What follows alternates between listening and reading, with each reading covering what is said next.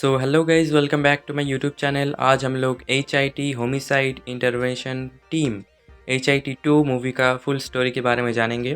तो मूवी के स्टोरी में हम लोगों को स्टार्टिंग में दिखते हैं एक सीरियल किलर के पापा जो मार्केट से घर लौट के आते हैं और लौटने के बाद वो देखते हैं कि उनकी पत्नी जो है एक गैर मर्द के साथ सो रही होती है।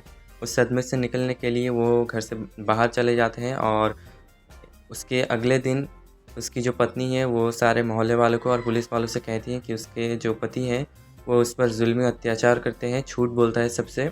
और सब लोग पुलिस वाले मिलके वो जो सीरियल किलर के पापा हैं उसको मतलब पकड़ के लेके जाते हैं।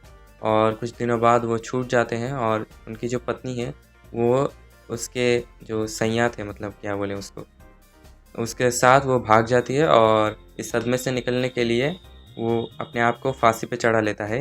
इसके बाद हम लोगों को मूवी में हीरो दिखते हैं अधिविशेष और उर्फ KD कृष्णदेव, और इस मूवी के हीरोइन है मीनाक्षी चौधरी उर्फ आर्या।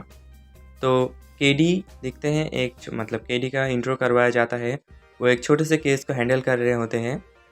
इस केस के बाद वो अपने ऑफिस में जाते हैं, पुलिस स्टेशन में। वहाँ पर KD का स्वभाव कैसा है, उसका चरित्र कैसा है, HIT का जो सिचुएशन है वो कैसा है, हम लोगों को ये दिखता है। इसके बाद हम लोगों को आर्या दिखती है जो कि एक वुमेन वेलफेयर एसोसिएशन की मेंबर होती है। और उसके बाद जो KD है वो आर्या को लेने के लिए वहाँ पर जाता है।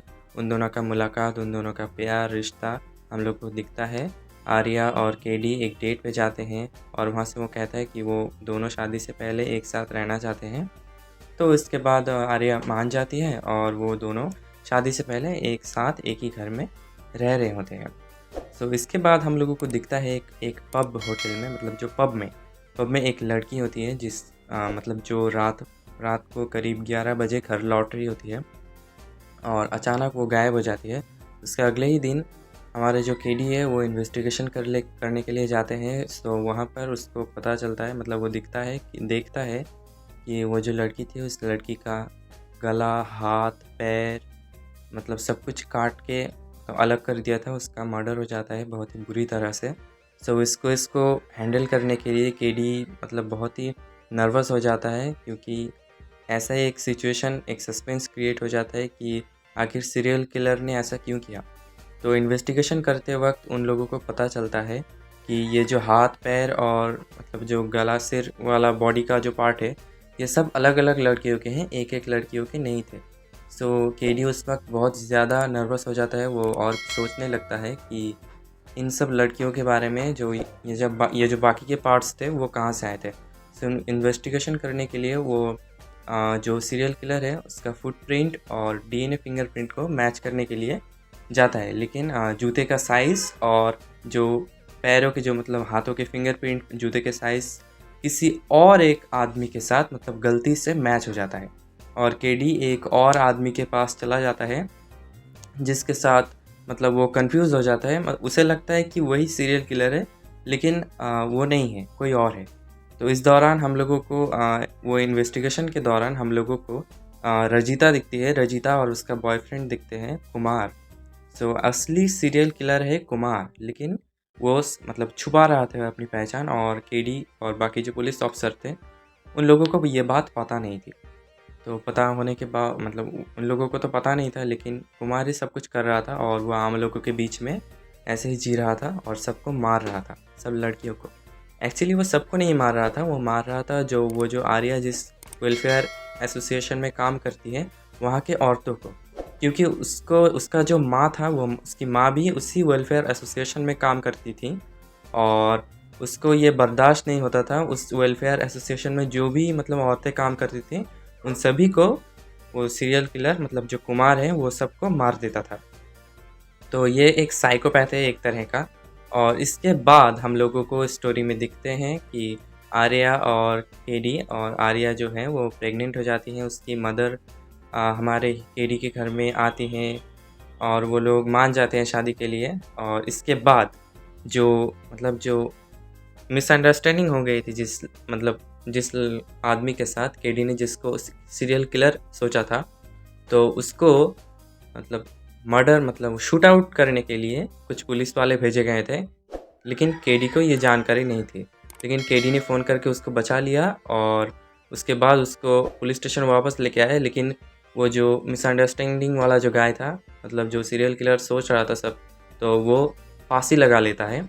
और उसके बाद केडी मतलब सोचने लगता है कि ये तो नहीं था, तो असली सीरियल किलर कौन था। फिर उसके कार में रजिता का फ़ोटो दिखता है और वो उसके पास फ़ोन करता है। वो उनके घर में जाता है, वहाँ पर कुमार और रजिता एक साथ होते हैं, लेकिन उसको कुछ भी भनक नहीं लगता।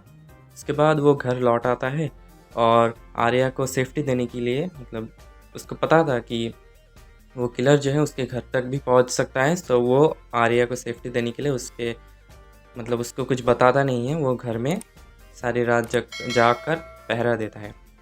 इसके बाद वो इन्वेस्टिगेशन करता है। इन्वेस्टिगेशन के बारे में मैं थोड़ा सस्पेंस रखना चाहता हूँ, क्योंकि सब कुछ स्टोरी में बता दिया तो फिर मूवी का मज़ा ही चला जाएगा।